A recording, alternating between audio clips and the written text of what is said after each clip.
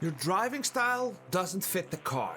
You need to change your driving style. That setup works for my driving style. What does that even mean? Because most of the time, driving style is just this magic word that explains everything. But if we want to actually improve, we need to break it down. Because you cannot change something you cannot see.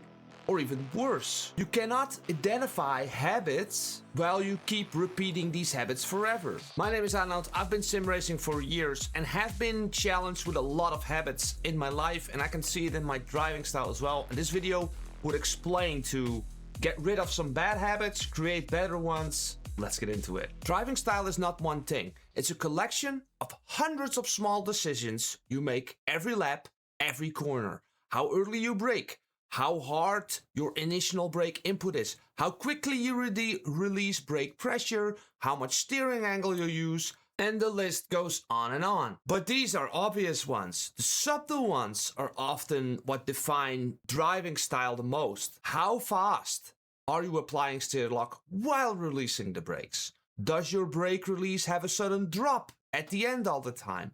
Do you trail brake simply because everyone told you to do it? Or are you actually using it intentionally to control the behavior of the rear of the car? Do you downshift early to use engine braking?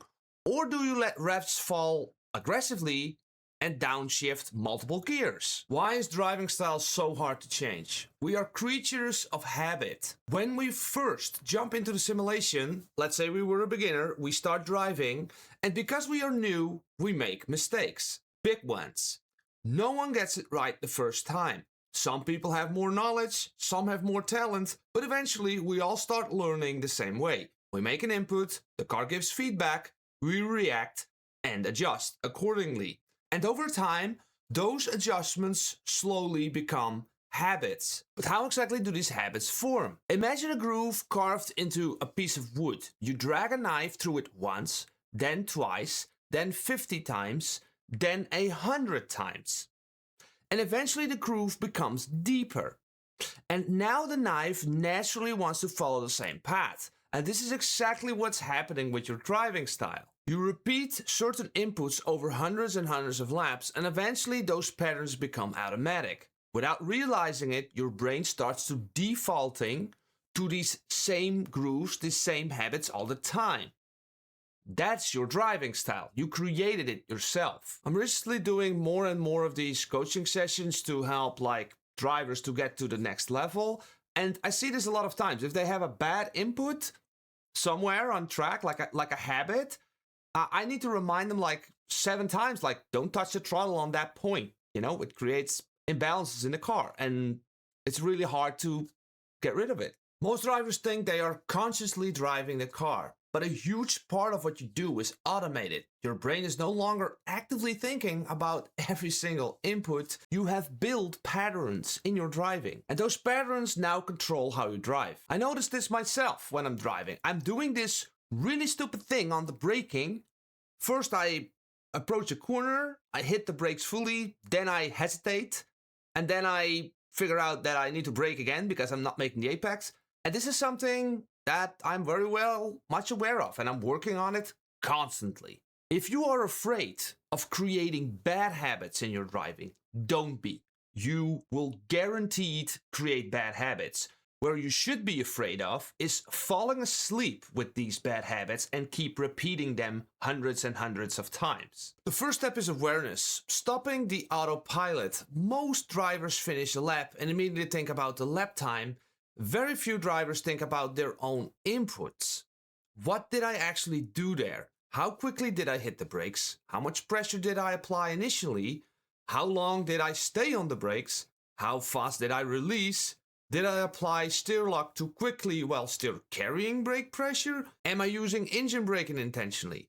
Or am I simply reacting? It's so easy to drive laps constantly, especially when you get into the flow. You really feel like you're consistent and whatever, but you're still 1.5 seconds off the pace. So there's definitely something going wrong there. You need to just start becoming aware of what you're doing. Sounds easy, right? Just observe be ridiculously conscious of what you're actually doing. So how to change your driving style then? How do you actually change the habits that you have been repeated for hundreds and hundreds of laps? And it starts just with one thing. Not everything, but one thing. One example. Let me give you some example. The speed of your steering input. So you can have your steering and you might corner. Like you always corner like that. But what if you had to corner for the first few degrees like a little bit, and then all of a sudden way more? Or maybe you have a straight line and you really need to throw the car instead of like being so slowly and smoothly all the time. I'm not saying these are the best things, but these are like on your steering when you're doing races, because you'll learn most in races. Do these micro adjustments. Don't get stuck in the same thing. Don't fall asleep while you are racing. You know what I mean, right? You need to consciously think, how much am I steering, right? And you can do this with every input. Same with gear shifts. I see a lot of people throwing down a gear where they should not do it. Consciously think about your gears, like third gear, this corner. Why am I now in the second gear? Keep that consistent. Think about it. I actually have to admit that after like 3,000 plus hours of driving simulations, and I had some coaching sessions myself, that whenever I drive a lap, I'm super aware. Like there's not one lap I'm happy about. Like not one. I can see the minor mistakes. I can see the curb that I should not take. Or I can see that I took the curb, but I could have took it more. And when I apply the throttle, I know I could have done it earlier or I had to do it later. This is constantly in my brain. And I think that's one of the most important reasons when I jump in a new car and I keep driving races, I always find another like minor improvement the lap as I go. So I normally really progress into races and I actually get better after multiple laps in a row. If you're liking this content, consider subscribing to my newsletter on Substack. These kinds of videos originate from my Substack, and I have like dozens and dozens of articles, thousands of people reading these newsletters. Have a look, link in the description. This is exactly the philosophy behind my setup levels. Because changing driving style takes time, it takes conscious effort all the time, but setups can immediately change how the car reacts to your habits, so you get feedback from your bad habits. So if you pick a low level from one of my setup packs, you get a more forgiving car. You can drive, and that gives confidence and consistency. It allows you to race comfortably without having to constantly being punished for small mistakes. It's perfect for racing. But then, to not get stuck, you need to go up a level. And you might find an element on track where you oversteer. You're doing something wrong there. So imagine level 4 and 5 setups get more oversteery, and you can actually drive the car very quickly with these setups.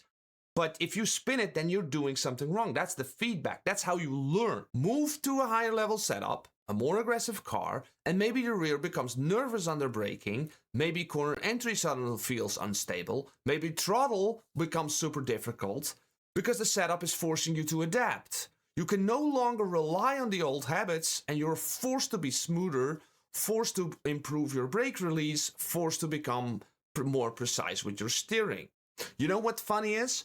Once you get, let's say you do a couple of races, you're like seconds off the pace, you go up a level in a practice, and you start being forced to constantly steer like more smoothly, and you might get away with it a couple of laps, and you have this car that wants to rotate all of a sudden, which would imply that you're getting better lap times. Then, when you go back to a lower level, you have gained some skill by controlling the oversteer. When you now go down on your comfortable level, now you might find that this car became too understeery for your skill level. And that means you improved. You feel improvement from this. And I don't know, that's how I do it myself. I'm constantly hovering between these skill level setups because I switch cars all the time. I'm not gonna lie, I'm just When I'm not sure, I just pick level 3 and I know that I'm gonna finish the race. Then the next race, I'll pick a higher level. Also, when you're really getting better, and let's say you're on my level 5 setups, I cannot believe I'm saying this, I actually promote you to do esport level setups, because these are the next level. You know, if you're close to the aliens, then my job is done. You have progressed into my level system and you can move on. Now that sounds like a lot of promotion, right? But if you just want to test that, I have this video right here with the Porsche GT3, and I will make some for Hypers and maybe LMPs as well, that you can actually feel these levels and actually take that setup, drive it, challenge yourself with higher levels, and learn that progression. That one. Very underrated video. Really. It's explaining setup and skill levels. See you there. Thanks for watching.